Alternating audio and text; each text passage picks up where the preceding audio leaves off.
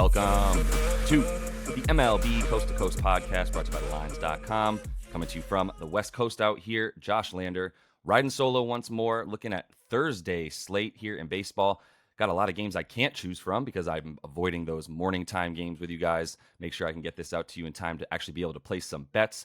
Let's really quickly run through yesterday's show. 1-1. Only had a couple bets because I also put a futures bet out there for you guys. If you'd like to tail Houston to win the division, win the AL pennant, and win the World Series, I took all three of those bets yesterday.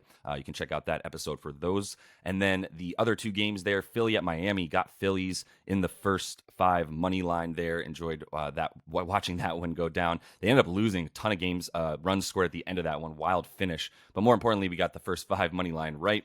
And Tampa Bay at New York, this was a bad bet. This was my bad. Apologies. I really looked at it a little bit more closely later and realized Shane McClanahan was worth fading a bit more than riding with, and we needed him to be better than he was. We needed to go under 8 runs, and we didn't do that. I would say just very clearly that Garrett Cole came along and helped us out, only gave up 2 runs in that game and was really good through the amount of time that he was in. Just couldn't get that help from Shane McClanahan. The Yankees bats came alive against him. So 1-1, just minus 0.07 units there. Really $7 that we lost. No big deal. We're 22-18 on the season, still up to nearly 2.5 units, essentially 2.4 units on the season right now, which is basically the last 3.5 weeks since we've been coming back to you with the MLB Coast to Coast. So do want to remind you to like and subscribe, rather. Go ahead and continue to follow along. I'm going to be bringing you these videos each and every weekday this regular season. Nate will be back next week, so we'll have the duo back for you guys. Also want you to head to thelines.com, check out all the great written content we are putting up there, and use that odds finder tool we have for you guys. Make sure that you are getting the best odds available to you in all these bets that you want to make this baseball season. Let's run through a few bets here that I have for Thursday, looking more at the later games. Starting with Oakland and the Dodgers back in Dodger Stadium, where they've been crushing the A's in this series. And I'm going to Freddie Freeman in this one. It's time for us to worship at the altar of Freddie Freeman for a minute, because I have not heard enough conversation about how he has been the best hitter in baseball for the last 30, 35, 40 days or so. In the last 30 days specifically, number 1 in batting average, WRC plus, slugging percentage, on base percentage, ISO.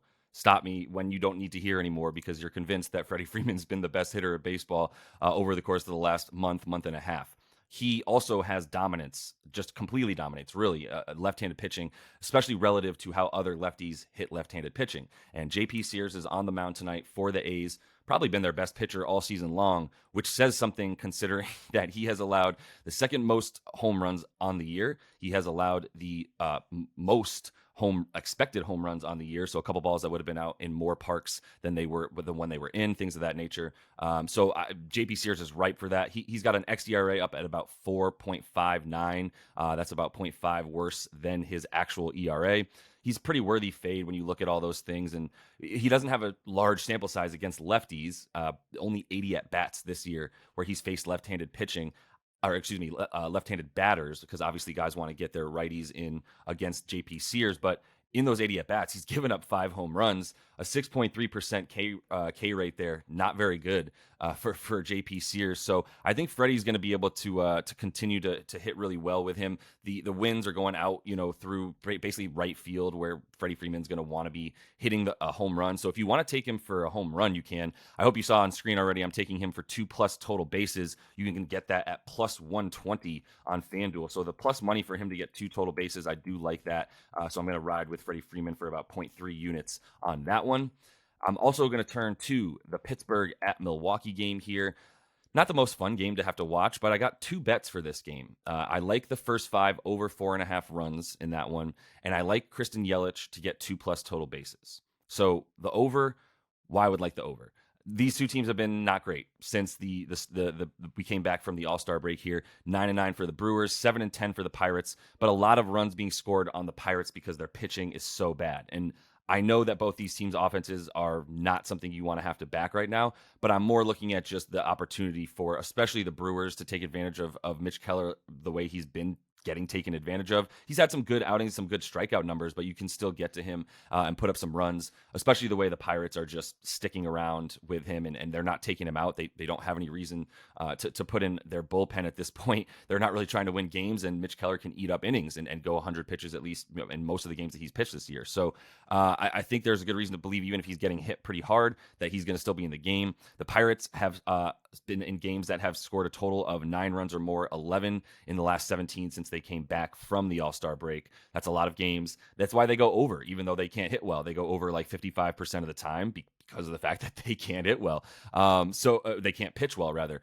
Adrian Hauser on the other side is also ripe for being able to get some hits and some runs. 3+ earned runs in 6 of his 12 starts this season. Pretty underwhelming stuff from Adrian Hauser, so I have no fears in fading him and Mitch Keller, honestly, to give up a few runs before the 5th inning is over. So over 4.5 runs there. Cristian Yellich, got to back him as well. If Freddie Freeman's been the best hitter, I mean, Yellich has been at least a top 5 hitter in the last 30 days or so. I mean, he's really enjoyed a resurgence that's been crucial for this Brewers' success for sure. And, since July started, like, he's just been pretty much on a tear. He's batting .308. He's got 7 home runs. He's got 9 doubles and 20 runs in there, 34 hits in those 26 games. So he's definitely putting on a show as well. And, against Keller right now, I think this is a pretty good opportunity for Yellich when you look at the way that Keller, I mean, like, he doesn't really rely on 1 or even really 2 pitches. In fact, that might be what gets Mitch Keller in trouble sometimes, is the fact that he doesn't know which pitch to use of his arsenal. But the ones that he really seems to go to the most, the fastball, the cutter, and the sinker. So he's throwing you speed, and he's throwing you speed that's snapping. And that's actually pitches that Yelich is really good at hitting. He hits all those pitches to an average above 340. He slugs about 600, 550 for all those numbers as well. His average is above, like I said, they're 320. He continues to, if you look at the specific numbers against those 3 pitches for Yellich, it's pretty wild to see him just continue to crank them out. He just doesn't like the off-speed stuff as much, and that's not what Mitch Keller can throw. So the fact that Mitch Keller's given up, let's see, he's got 28 innings in July that he pitched, about 29 innings that he pitched, gave 34 hits up in that time frame. So I think the Brewers, who do lack power, are going to be able to at least move guys around the bases and get some runs to go over 4.5, and especially Yellich in this one. So last bet here for you, a brief one. I'm going Cristian Javier over 5.5 Ks. I think we're getting some value because he's been less than stellar for the past month or so. He's got some really crooked numbers in here over his last 5 starts, but the trend is in the right direction. So over the last 3 starts, he's given up 3 runs, 2 runs, 3 runs. He's gotten 7 strikeouts, 5 strikeouts, 9 strikeouts. The 5 strikeouts that he got against Oakland actually strikes out less than the Yankees do, and that's where they're playing tonight, is Houston in New York against these Yanks. So this Yankees team has to be talked about when playing right-handed pitching, especially the way that they strike out. They have the 9th highest K rate against right-handers in the past month since July started. I know we're in August, but that's the measurement I'm using is that as the starting point, and it's been at a rate of 25%. So that's too high.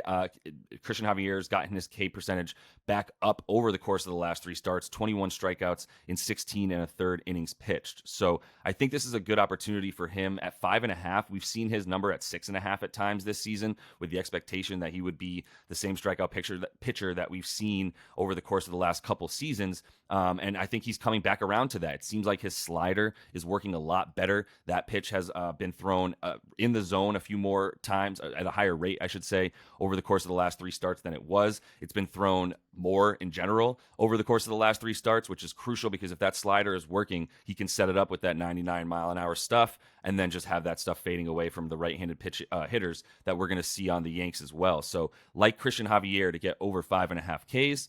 And that is all the time I have for you guys in this one. Make sure to like and subscribe. Continue to follow along. And until I see you next, happy betting.